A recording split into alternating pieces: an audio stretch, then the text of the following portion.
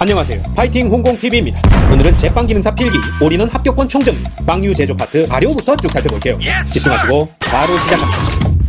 자, 이번에는 발효 단계 볼 텐데요. 우리가 흔히 발효라고 하면 뭐가 떠오르죠? 빵이 부푸는 모습이 떠오르죠. 그럼 발효 과정에서 무엇이 반죽을 부풀게 하냐? 어떤 메커니즘으로 발효라는 과정이 생기는 건지 그걸 알아야 됩니다. 발효란 것은 미생물이 바로 당류, 탄수화물을 분해하거나 산화 환원시켜서 알코올, 산, 케톤 등을 만드는 생화학적 변화를 말하는데요. 발효 과정에서는 열과 탄산가스 등이 발생한다. 자, 엄밀히 얘기하면 열이 발생하면서 알코올, 분자식으로는 CH3, CH2OH, 에탄올이죠. 에탄올 그리고 CO2, 이산화탄소가 발생하면서 이 가스가 그대로 빠져나가지 않고 그물망 형태의 글루텐 막에 막혀서 반죽이 부풀어 오르는 현상. 그게 바로 발효입니다. 주요 키워드는 미생물이 당류를 분해해서 열과 알코올, 에탄올, CO2를 생성하는데 이 가스가 글루텐 막에 막혀서 반죽이 부풀게 되는 과정, 이렇게 이해하십니다. 자, 시험에 잘 나오는 것은 이 1차 발효의 대표적인 목적 세 가지인데요. 왜 그럼 발효를 하냐? 반죽을 팽창시키고 반죽을 숙성시키고 빵에 풍미를 더해주기 위해서 반죽을 발효시키는 거예요. 나머지 하나 오답 끼워놓고 답으로 찾게 하겠죠? 반죽 팽창, 숙성, 풍미 생성 기억하십니다. 자, 그래서 발효는 왜 하는가 물으면 기본적으로 반죽을 팽창, 숙성, 풍미를 생성시키기 위해서인데 그 메커니즘은 이스트의 가스 발생력, 이산화탄소를 최대로 해서 반죽의 팽창작용을 용이하게 하기 위해서다. 그리고 반죽의 가스 보류액을 증대시켜서 반죽의 신장성을 향상시킨다. 요것도 맞고요. 여기서 이스트 발효라는 것은 생화학적 작용과 계량제를 이용한 화학작용으로서 반죽을 분해해서 유연하게 숙성시킨다. 반죽 숙성, 요것도 반죽의 목적으로 등장하는 지문입니다. 또는 발효에 의해서 생성된 알코올, 에스테르, 유기산 등이 축적돼서 독특한 맛과 향을 줌으로써 소화 흡수율을 올리고 빵의 풍미를 생성한다. 빵의 풍미 생성, 요것도 옳은 지문입니다. 자, 그래서 첫 번째 1차 발효 조건으로서는 요건 보편적인 경우에요. 대부분의 빵이 발효 온도는 27도, 상대 습도는 75에서 80%다. 요런 발효 조건에서 대부분의 제빵 제품이 1차 발효된다는 거. 발효 온도 27도, 상대 습도 75에서 80%. 자, 그래서 이렇게 발효가 되면 무한정 발효를 시킬 수 없겠죠. 발효 완료점을 어떻게 확인하느냐? 자, 원하는 만큼 부풀리는 것을 물리적으로 보고 확인하는 방법이 있겠고, 그 다음에 반죽 내부의 생화학적 변화를 측정해서 확인하는 방법. 물리적 변화, 생화학적 변화 두 가지 방법이 있습니다. 물리적 변화는 부피 증가를 보는 건데, 스트레이트법 같은 경우에는 3에서 3.5배 부풀 때까지 발효시키면 되고요. 스펀지법 같은 경우에는 딱 봤을 때 4배에서 5배 부풀었다. 그러면 발효가 완료됐구나 파악하는 거예요. 이게 부피 증가를 통해서 확인하는 방법이고, 또는 표면 색이 원하는 만큼 나왔다. 반죽의 내부 망상 조직이 잘 생성됐다. 반죽을 쭉 늘려봐서 반죽 상태를 확인하는 거 보셨죠? 이런 방법 역시 스트레이트법에서 확인하는 방법이고요. 또는 기공을 파악해서 확인하는 방법. 바늘구멍같이 작은 기포구멍이 생성됐는지 피놀 생성으로 확인하는 방법이 스펀지법에서 사용됩니다. 또는 반죽을 눌렀을 때 누른 자국이 수축하는 탄력 정도로 확인한다. 요건 스트레이트법에서 사용하는 방법이고요. 반죽의 중앙이 오목하게 들어가는 드랍 현상. 드랍 현상은 스펀지법에서 사용하는 방법입니다. 자, 부피 증가로 하는 방법은 스트레이트법, 스펀지법 모두 사용하는데 스트레이트법은 3에서 3.5배, 스펀지법은 4에서 5배 정도 부풀 때 발효 완료됐다 파악하고요. 표면 색이나 반죽 내부의 망상 조직, 섬유질 생성을 확인하는 방법은 스트레이트법. 그 다음에 스트레이트법은 반죽을 눌렀을 때 누른 자국이 바로 원상태로 회복되느냐 아니면 천천히 회복되느냐, 누른 자국이 수축하는 탄력 정도로 확인하는 방법이 스트레이트법에서 사용되는 발효 완료점 파악 방법이고요. 스펀지법에서는 피놀 생성 확인, 드랍 현상 확인, 요건 스펀지법에서 사용하는 발효 완료점 체크 방법입니다. 자, 요런 방법이 물리적 변화로 파악하는 방법이라면 내부 온도 변화를 측정하거나 내부 pH 변화를 측정하는 방법은 생화학적 변화로 발효 완료점을 파악하는 방법이에요. 발효 진행에 따라서 온도가 상승하죠? 요걸 체크하는 방법. 그리고 발효 진행에 따라서 pH는 하강하니까 pH 값이 내려가는 정도를 체크해서 여기까지 내려왔으면 발효가 완료됐다. 이렇게 파악하는 방법입니다. 자, 그 다음에 1차 발효에서 반죽이 부풀었을 때 반죽을 한번 눌러서 가스를 빼주는 방법을 펀치라고 하는데요. 가스 빼기 펀치. 반죽 부피가 2.5에서 3배 정도 되었을 때 반죽을 눌러줘서 탄산가스를 제거하는 것을 펀치라고 합니다. 이렇게 펀치를 통해서 한번 가스 빼기를 하고 나면 다시 신선한 산소를 공급해서 이스트의 활성을 돕고 반죽 온도를 균일하게 해서 골고루 숙성이 진행돼요. 요 펀치, 가스 빼기 하는 이유, 요걸 기억해 두십니다. 신선한 산소 공급, 이스트 활성을 돕고 반죽의 온도를 균일하게 한다. 이를 통해서 반죽이 고르게 숙성되도록 한다. 가스 빼기 펀치입니다. 자, 그리고 요 발효를 위해서 투입해주는 이스트의 사용량은 당연히 이스트를 많이 사용하면 빨리 부풀겠죠. 즉 발효 시간이 짧아지고 이스트를 적게 사용하면 발효 시간이 길어지겠죠. 이렇게 이스트의 가감량, 이스트 조절량은 발효 시간에는 반비례하고 이스트 양에는 비례한다. 자, 분모에 있는 것과는 반비례, 분자에 있는 것과는 비례죠. 요 정도만 아시면 되고요. 자, 가스 발생력은 당연히 이스트 사용량과 전분 및 단백질 효소에 의한 분해 작용에 의해서 결정됩니다. 아까 발효라는 메커니즘이 미생물이 당분, 이 전분도 탄수화물이죠. 탄수화물을 분해하는 과정에서 가스가 발생하는 것, 이렇게 단순하게 이해하면 된다고 했는데요. 전분 및 그리고 단백질도 효소에 의해서 분해될 때 가스가 발생하니까 이 가스 발생력 같은 경우에는 이스트 사용량 그리고 전분, 당류, 탄수화물 다 똑같은 말입니다. 그리고 단백질이 효소에 의해서 분해될 때 그때 나오는 가스량에 의해서 결정된다.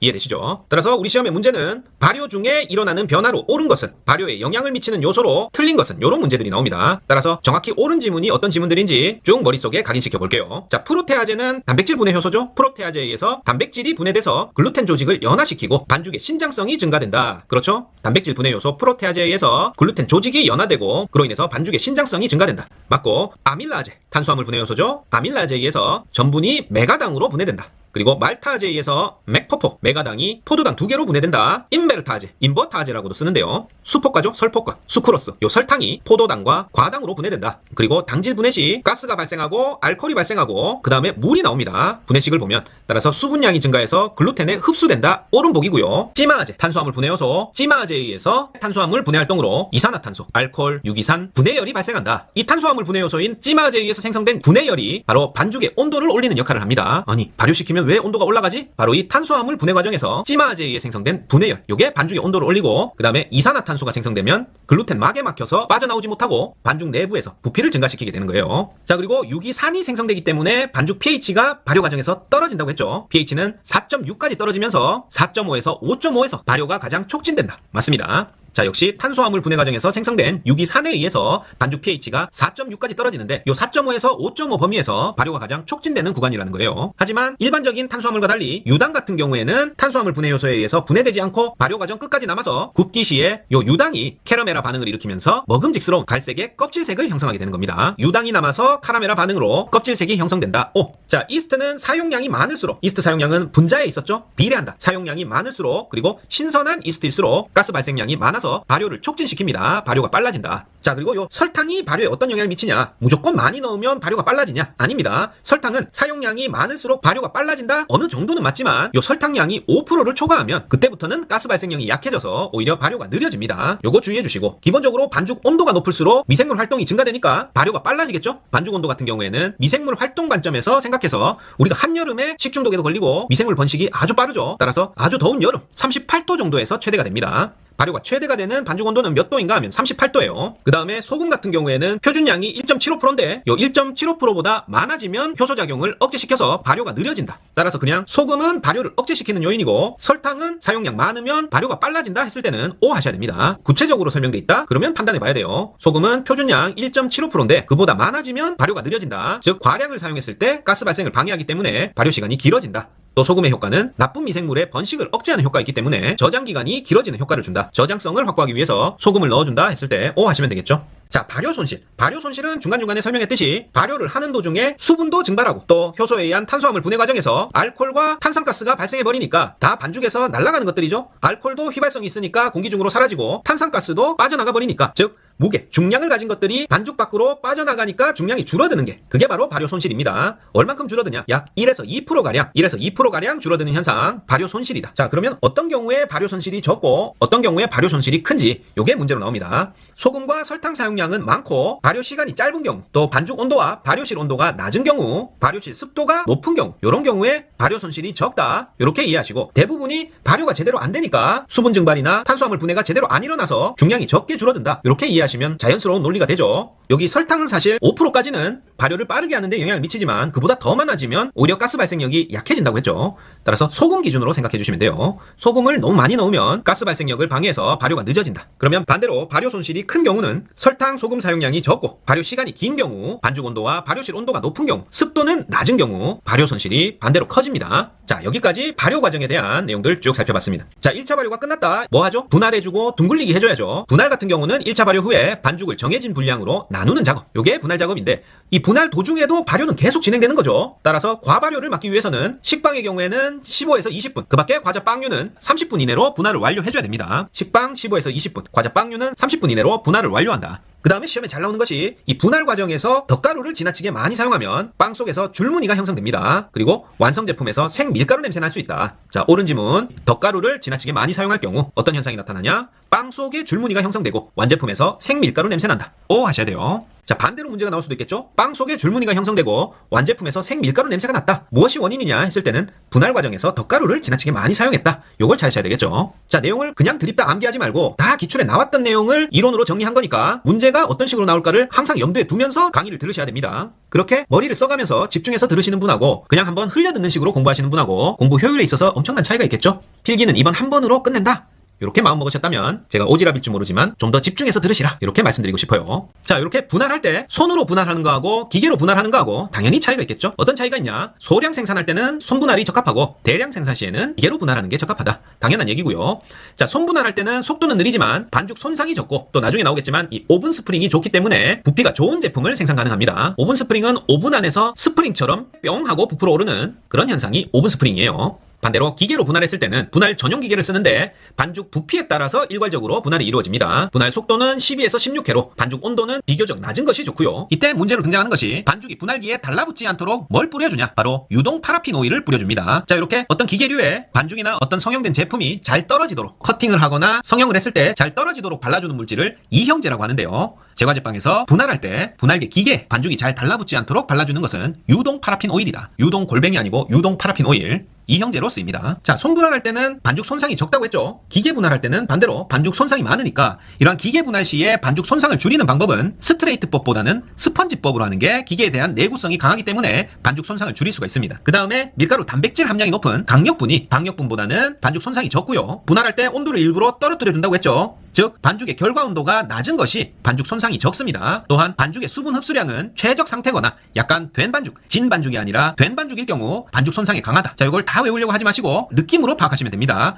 기계에 사용할 때는 뭔가 좀 단단하고 수분도 적고 강력분 쓰고 온도도 차가운, 결과 온도도 좀 낮은 것이 반죽 손상이 대체적으로 적다는 거예요. 그리고 기계에 대한 내구성이 강한 것은 스트레이트법이 아니라 스펀지법이다. 요 정도 기억해 주시고 넘어가겠습니다. 자, 분할했으면 이제 둥글려줘야 되겠죠. 반죽 둥글리기는 분할을 완료한 반죽을 뭉쳐서 둥글림으로써 반죽 단면을 매끄럽게 마무리하고 가스를 균일하게 보유할 수 있도록 구조를 재정돈하는 것을 말하는데요. 반죽의 절단면은 이렇게 안쪽으로 말아서 밀어 넣어서 단면 자체가 가지고 있던 점착성을 전반적으로 떨어뜨리게 됩니다. 요 표면이 끈적끈적 다른 곳에 달라붙어 버리면 모양이 망가지겠죠. 따라서 반죽 절단면은 안쪽으로 말아 넣어서 표면 점착성을 떨어뜨리고 둥글리기 이후에는 이제 나중에 성형, 모양을 잡기 용이한 최적 상태로 만드는 게 반죽 둥글리기 과정이에요. 둥글리기 방법은 손을 이용하는 방법이 있고 수동 방식, 그 다음에 둥글리기 전용 기계죠. 라운더를 이용한 자동 방식이 있습니다. 역시 기계를 사용하면 속도는 빠르지만 반죽 손상이 크겠죠. 절단기와 마찬가지로 라운더를 이용했을 때는 속도는 빠르지만 반죽 손상이 크다. 이렇게 이해해 주시고, 자, 반죽 표면의 끈적거림을 제거하는 방법은 덧가루를 쓰긴 쓰는데 적정량만 사용해야 됩니다. 그 다음에 반죽에다가 유화제나 오일을 윤활제로 사용한다. 그리고 이 반죽 덧가루로는 밀가루보다는 전분을 사용하는 게 좋습니다. 소량 사용해도 큰 효과를 얻을 수 있는 전분을 사용한다. 자, 자주 나오는 유형은 둥글리기를 왜 해주냐? 둥글리기의 목적으로 옳지 않은 것은 이런 문제입니다. 반죽 표면에 얇은 막을 형성해주고 기공을 고르게 해주고 글루텐 방향과 구조를 정돈해준다. 둥글리기를 해주는 이유로 옳은 지문들의 키워드고요. 하지만 둥글리기를 해준다고 수분 흡수력이 증가하진 않죠. 오히려 벌써 분할 및 둥글리기까지 왔을 때는 수분 흡수력을 증가시키는 과정이 필요하지 않아요. 이 수분 흡수력 증가는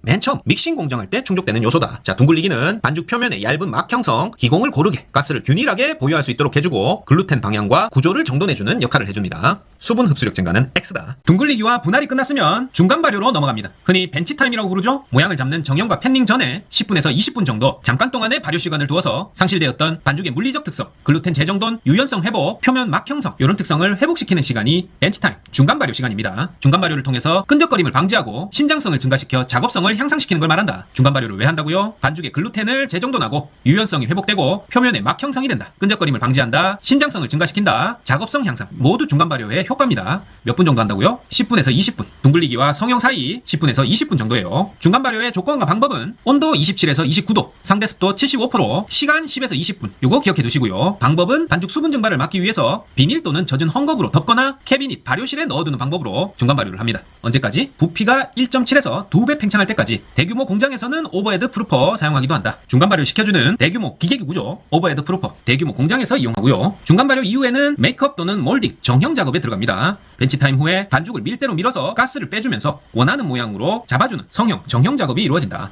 정형 작업의 조건과 방법은 온도, 습도, 중간 발효와 동일합니다. 27에서 29도, 상대 습도 75%. 자, 정형 작업의 3단계는 밀말봉입니다. 밀말봉, 밀기, 말기, 봉하기를 통해서 정형 작업이 이루어진다. 밀말봉, 밀기는 말 그대로 반죽을 밀대로 밀어서 큰 가스 제거하고 기포를 고르게 분산시키는 작업이고요. 말기는 적정 압력으로 말거나 접는다. 봉하기는 이음매를 단단히 고정해서 이후에 일어나는 팬 위에서 2차 발효하고 굽기까지 쭉 진행이 될 때 때 이때 터짐을 방지하는 게 봉학이에요. 정형 작업 밀말봉. 자, 그런 다음에 이제 팬닝이죠. 모양을 잡는 정형 후에 반죽을 일정한 모양을 갖춘 틀에 적정량을 채워넣거나 팬의 일정 간격으로 위치시키는 것을 팬닝이라고 합니다. 자, 이 팬닝 시의 팬의 온도는 32도다. 요거 단답형으로 출제되니까요. 꼭 체크해 놓으시고 팬닝 시 팬의 온도 32도. 자, 팬닝 시에는 무엇보다 반죽량을 조절하는 게 중요하겠죠. 팬 안에서 부풀었을 때 너무 작아서 제대로 부풀지 않거나 혹은 팬 위로 너무 많이 부풀어서 모양이 오히려 망가지는 그런 실패를 방지하기 위해서 팬닝 시에는 반죽량 조절이 중요합니다. 이 적정 반죽 무게는 사용하고자 하는 틀의 부피를 비용적으로 나누어서 구하는데요. 이 비용적이라는 것은 반죽 1g당 굽는데 필요한 팬의 부피를 말합니다. 비용적은 틀퍼반이다. 틀퍼반. 반죽 분할량. 그러니까 반죽 무게분의 틀 부피. 이게 비용적입니다. 용적이라는 게 부피니까 비교하는 부피라는 얘기예요. 뭐를 기준으로 비교한다? 반죽 무게를 기준으로 했을 때 틀 부피. 그게 비용적이에요. 반죽량이 많게 되면 윗면이 터지거나 흘러넘치게 되고 반죽량이 적으면 모양새가 좋지 않게 된다. 당연한 얘기죠. 따라서 반죽의 이음매는 반드시 아래 방향, 바닥으로 향해야 되고요. 그렇게 해야 2차 발효나 굽기 시 이음매가 벌어지는 걸 방지할 수 있습니다. 굽기 후에 팬에서 제품이 용이하게 분리되게 하기 위해서 이 틀에다가 도포하는 게 이형제죠. 이형제는 당연히 맛이나 색이나 향이 없어야 되겠죠. 이형제 맛이 나면 안 된다. 그리고 이러한 이형제는 연기가 나기 시작하는 온도, 발연점이 아주 높아야 타버리지 않겠죠. 발연점 210도씨 이상의 안정성이 높은 기름, 유지를 사용합니다. 어떤 거? 대표적으로 유동 파라핀, 면실류, 땅콩기름, 대두유 등의 식물성 기름을 사용해요. 자, 다음 중 팬닝 시에 사용하는 이형제로 부적절한 것은 했을 때 유동 파라핀, 면실류, 땅콩기름, 대두유 등은 적당하고 스지나 라드 같은 동물성 기름이나 쇼트닝 버터 같은 경화유를 이형제로 사용한다 하면 X하셔야 되겠죠. 이형제를 과다 사용할 경우에는 밑껍질이 두꺼워지고 또 색상도 어두워지기 때문에 반드시 적당량만 사용해야 됩니다. 이형제 과다 사용 시 어떻게 된다? 밑껍질 두꺼워지고 어두워진다. 기억하십니다. 팬닝 방식에는 한 덩이로 넣는 스트레이트 팬닝과 길게 느린 반죽을 N 모양이나 U 모양 M자형으로 넣는 교차 팬닝, 그리고 길게 꼬아 넣는 트위스트 팬닝, 스파이럴 몰드와 연결된 나선 형태로 팬닝하는 스파이럴 팬닝 등이 있습니다. 자, 각각 스트레이트 팬닝은 산형식빵, NU M자로 넣는 교차 팬닝은 풀먼 식빵. 이 풀먼 식빵은 뚜껑을 덮어줘서 완전한 사각형 큐브 모양이 되는 그런 식빵이 풀먼 식빵인데, 풀먼 식빵은 NU M자로 교차 팬닝을 씁니다.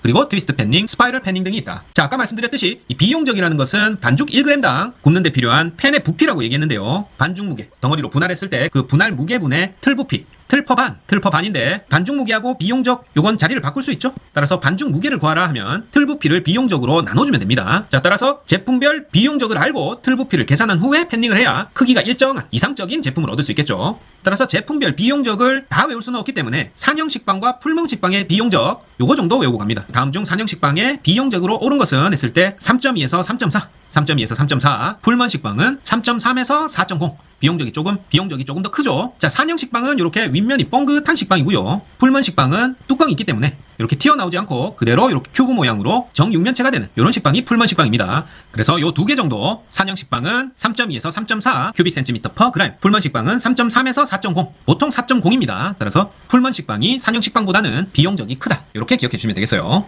자, 틀 부피를 구할 때는 사각틀은 밑판 넓이 곱하기 높이고요. 자, 넓이 곱하기 높이 해주면 육면체의 부피가 나오죠. 원형 틀 같은 경우에는 원기둥의 부피니까 역시 밑면 곱하기 높이인데 요 밑넓이가 중학교 수학 시간 떠올려보면 파이 R 제곱이었죠. 반지름 곱하기 3.14 하면 밑넓이가 나오고 거기다가 높이 곱하면 원형 틀의 부피. 자, 요 정도 알아두시고요. 그리고 정확한 치수를 측정하기 어려운 다양한 모양의 틀의 부피는 공유 알갱이나 물을 담은 후에 그걸 다시 메스 실린더에 따라서 눈금을 읽어주면 부피가 얼마나 나오는지 측정할 수가 있습니다. 자, 여기까지가 팬닝 내용이고, 팬닝이 다 끝났다 2차 발효를 지켜주는데요. 이 2차 발효는 정형 또는 팬닝 시 이스트와 효소의 재활성화가 되면서 알코올 및 유기산을 생성시킴으로써 손상을 받았던 글루텐을 다시 회복시키는 작업입니다. 정형과 팬닝을 통해서 가스가 빠져버린 반죽의 글루텐을 회복시키고 신장성을 증진하고 양호한 오븐 팽창을 하게 함으로써 최종적으로 양호한 외관과 식감을 부여하기 위한 발효 공정이 바로 2차 발효입니다. 2차 발효의 일반적인 조건은 온도가 아주 높죠. 38에서 40도 전후로 하고 습도는 85%예요. 자, 2차 발효는 완제품의 7, 80%, 정형 후의 반죽 기준으로는 2.5에서 3배까지 부풀려줍니다. 완제품의 7에서 80%, 정형 후 반죽 기준으로는 2.5배에서 3배. 요거 꼭 기억하시고요. 2차 발효 조건 어떤 상태까지 부풀려주냐?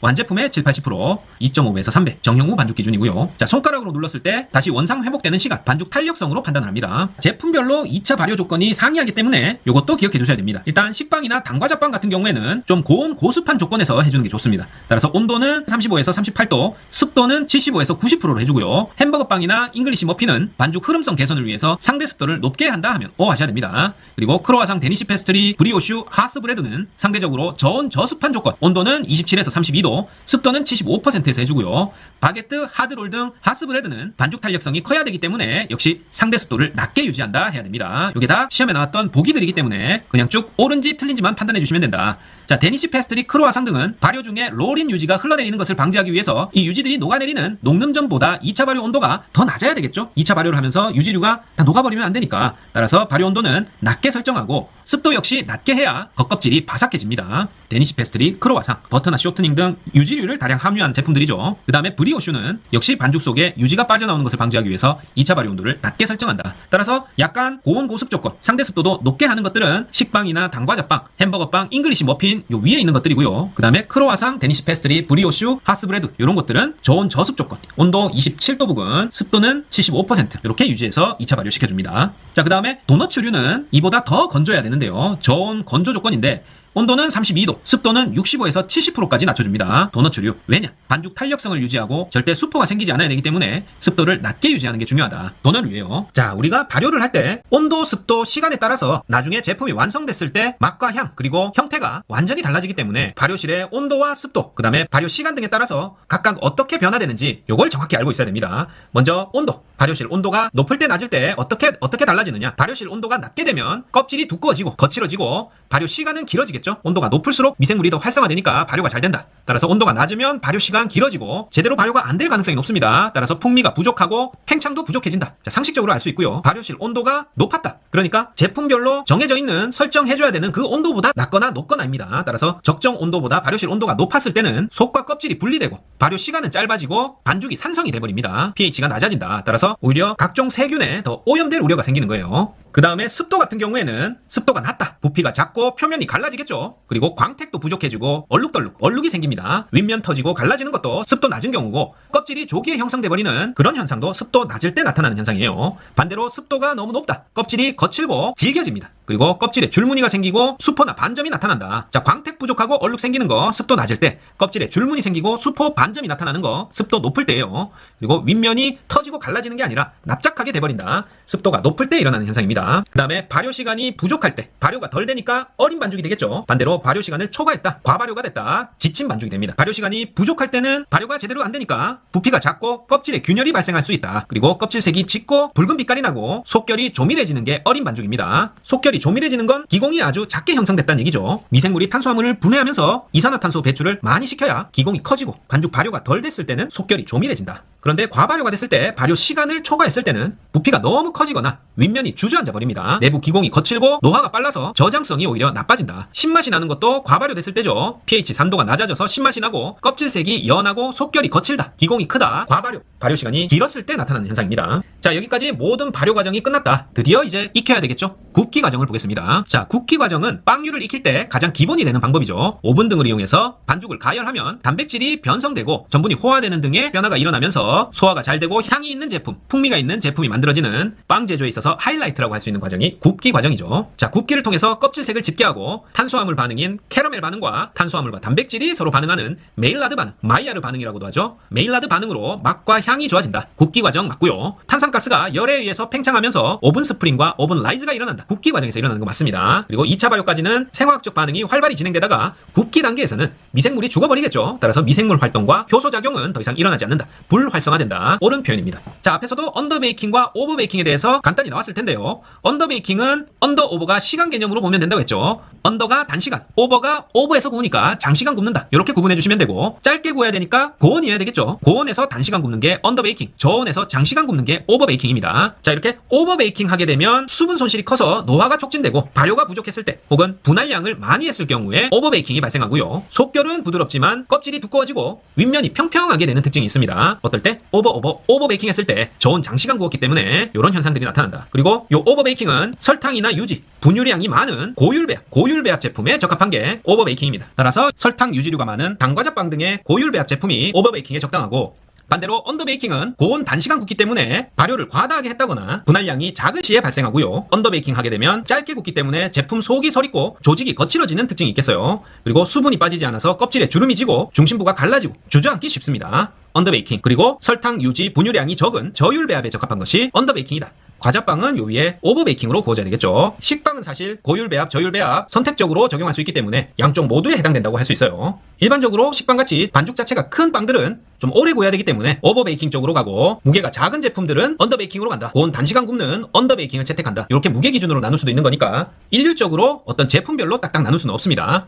기본 개념을 저온 장시간 오버베이킹, 고온 단시간 언더베이킹으로 이해하고, 설탕, 유지류, 분유량이 많은 고율 배합빵 혹은 큰 빵 종류는 낮은 온도에서 장시간 굽는다. 당 함량이 높은 과자빵이나 반대로 저율 배합 제품이나 작은 빵 종류는 높은 온도에서 단시간 굽는 언더베이킹을 채택한다. 이렇게 이해해 주시면 되겠습니다. 자, 굽기 시에 오븐 온도에 따라서 오븐 온도가 높으면은 겉면이 거칠어지고 옆면의 강도가 약해지고 껍질이 바스러지고 껍질색이 짙어지고 언더베이킹이 되겠죠. 온도는 높고 단시간 굽기 때문에 부피가 작게 나오게 됩니다. 반대로 오븐 온도가 낮을 때는 껍질이 두꺼워지고 껍질색이 얇게 나오고요. 제대로 안 익었다는 얘기죠. 윗면은 갈라지고 광택이 부족하고 얼룩이 생기게 됩니다. 낮은 온도에서 장시간 구우니까 오버베이킹으로 부피가 크게 되기 쉽습니다. 자, 오븐 온도가 높을 때, 오븐 온도가 낮을 때 정확히 암기하고 계셔야 헷갈리지 않습니다. 하나하나 개념을 잡으면서 한 번씩 써보는 것도 좋아요. 오븐 온도가 높다, 겉면 거칠어지고 옆면 강도 약해지고 껍질 바스러지고 껍질색은 짙어진다. 언더베이킹이 되고 부피가 작게 나온다. 오븐 온도가 낮다, 껍질 두꺼워지고 껍질색은 연하다. 윗면 갈라지고 광택 부족, 얼룩 생기고요. 오버베이킹이 되기 때문에 부피가 크게 되기 쉽다. 자, 반죽이 오븐에서 구워지는 동안 제품 내부에 있던 이산화탄소나 알코올 등 휘발성 물질과 수분이 증발하게 되면서 빵 무게가 줄어드는 것을 굽기 손실이라고 하죠. 자, 굽기 손실률을 구해라 하면 굽기 전 반죽 무게를 기준으로 사라져버린 무게, 전 무게에서 굽기 후 제품 무게를 빼면 없어져버린 그람수가 나오겠죠.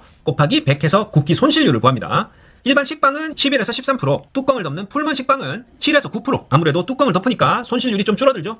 당과자빵은 10에서 11%, 하스브레드, 바게트 등은 손실률이 크죠. 20에서 25%다. 다음 중 각 제품의 굽기 손실이 다르지 않은 것은, 이렇게 나왔을 때 각각의 제품이 이 범위 내에서 정확히 써져 있는지 판단을 해보셔야 됩니다. 식빵 11에서 13, 풀먼 식빵 7에서 9, 당과자빵 10에서 11, 바게트는 20에서 25%예요. 자, 우리가 굽기 과정에서 일어나는 대표적인 현상 5가지를 정확히 이해하고 있어야 되는데요. 자, 오븐 스프링이라고 하면 오븐 안에서 스프링처럼 띠용 하고 부푸는 현상입니다. 오븐 속에서 반죽이 급속히 부풀어 오르는 현상인데, 반죽 내부 온도가 49도가 됐을 때 이때 급격히 부풉니다. 자, 이스트 활동이 활발해지면 탄산가스와 알코올이 기화되기 시작하고, 이와 함께 효소작용으로 전분은 호화되고 글루텐은 변성이 진행되는데, 이 오븐 스프링은 내부 온도 상승과 함께 쭉쭉 진행되다가 내부 온도가 60에서 65도가 되면 더 이상 부풀지 않고 멈춰버리게 됩니다. 자, 오븐 라이즈는 처음 반죽을 오븐에 넣었을 때 한 5분까지, 온도로 치면 60도까지 오르기 전에 이스트가 가스를 발생시켜서 점차 온도를 상승시키면서 부풀어 오르는 현상이 오븐 라이즈입니다. 따라서 오븐 스프링, 오븐 라이즈 비슷하지만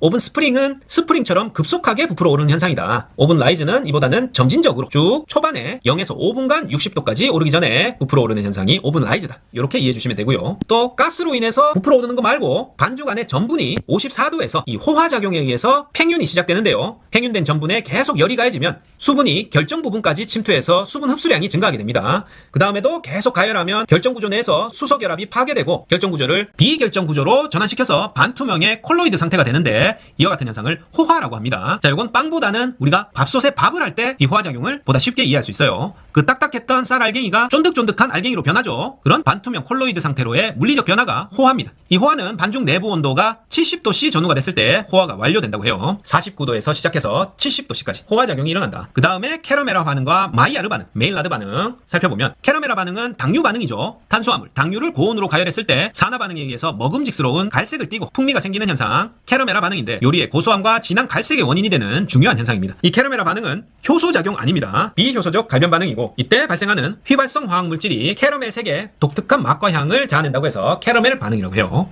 자, 마이야르 반응은 많이 들어보셨을 텐데요. 주로 고기 구울 때 갈색으로 노릇노릇 익힐 때 우리가 마이야르 반응 많이들 얘기하죠. 따라서 이 마이야르 반응은 당류와 단백질의 반응입니다. 역시 비효소적 갈변 반응으로 효소가 관여한 건 아니에요. 당류, 특히 환원당과 단백질을 이루는 아미노 화합물들에 의한 갈색화 반응이고, 대부분의 식품들의 주성분으로 당류도 들어있고 단백질도 들어있죠. 따라서 고온으로 가열했을 때 이 당류의 카르보닐 화합물과 단백질의 아미노기를 가진 질소 화합물이 서로 반응해서 갈변을 일으키는 반응이 마이야르 반응입니다. 역시 독특한 향과 풍미를 가져오는 아주 식품 가공에 있어서는 가장 중요한 비효소적 갈변 반응이라고 할 수 있죠. 자, 그 다음에 굽기 말고 튀기기도 익힘 종류의 한 가지인데요. 보통 튀김 제품은 도넛류가 되겠죠. 튀기기 시에 적정 튀김 온도는 훈남이 튀김한다고 했죠? 키 180에서 195에 훈남이 튀김기 앞에서 튀기고 있다. 180에서 195도씨고요.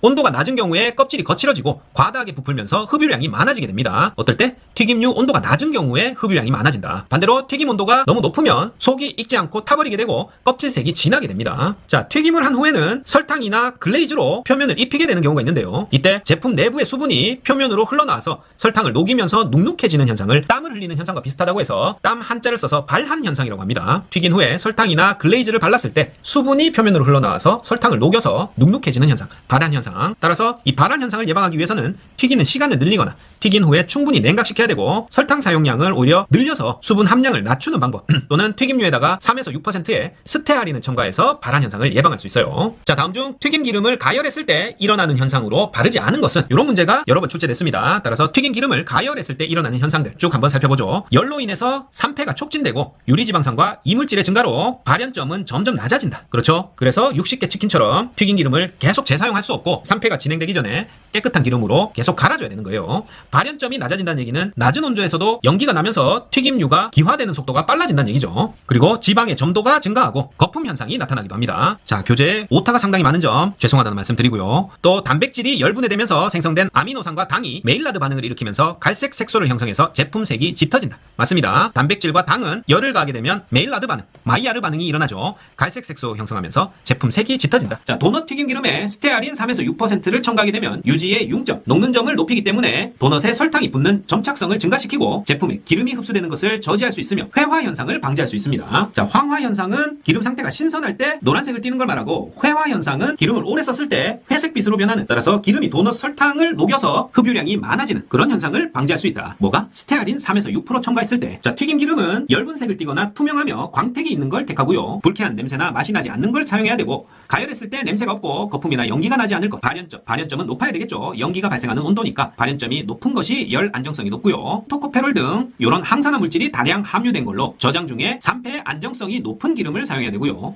튀긴 후에는 제품 냉각 중에 제품 속에 흡수된 튀긴 기름이 충분히 응결되는 게 좋습니다. 튀김 용기의 깊이는 12에서 15cm, 12에서 15cm가 적당하고 깊이가 낮을 경우에는 온도 변화가 커지고 깊이가 깊을수록 초기 온도를 올리는데 열량 소모는 크겠죠. 기름 양이 많다는 얘기니까. 그리고 튀김 기름은 여러 번 사용하게 되면 지질 및 과산화물 수치인 상가가 높아지고 끈적끈적 점도는 증가하게 됩니다. 상가 높아지고 점도 증가하기 때문에 여러 번 사용하지 않는 게 좋다. 그리고 튀긴 기름에는 정제가 잘 된 식물성 기름이 적합합니다. 대두유나 옥수수 기름, 면실류 같은 식물성 기름이 튀김에 적합하다. 자, 튀김 시에 흡유량이 증가하는 원인은 튀김 시간이 길어졌다, 튀기는 제품 표면적이 크다, 흡유량 증가하고 당류나 지방의 함량, 그 다음에 레시틴, 달걀 노른자의 함량, 수분 함량이 많을 때 기름 흡수가 증가합니다. 그 다음에 박력분을 사용했을 때, 강력분 사용했을 때보다 흡유량이 크다는 것도 기억해두세요. 마지막으로 찜은 수증기의 이동에 의해 열을 전달하는 대류 현상을 이용하는 겁니다. 찜은 대류 현상을 이용하는 거다. 물질이 온도 변화 없이 고체, 액체, 기체 등으로 상태가 변할 때 드는 열량, 에너지를 수문열, 잠열이라고 하는데요. 이 찜 같은 경우에는 기화 잠열 1g당 559kcal의 기화 잠열을 이용해서 제품을 익히게 됩니다. 기화 잠열 1g당 559kcal 대류 현상 이용한다. 기억하시고, 그 다음에 찜기 재질은 금속보다는 도자기로 된 것이 열의 전도가 적어서 적당하고 처음에 불의 세기는 찜을 할 때 강하게 하는 게 좋습니다. 그리고 찜을 이용해서 제품을 익히게 되면 온도 관리가 용이하고 제품 모양 그대로 보존 가능하고 수용성 성분 손실이 적다. 요게 찜의 특징입니다. 온도 관리 용이, 제품 모양 보존, 수용성 성분 손실 적다. 어떤 방법 했을 때?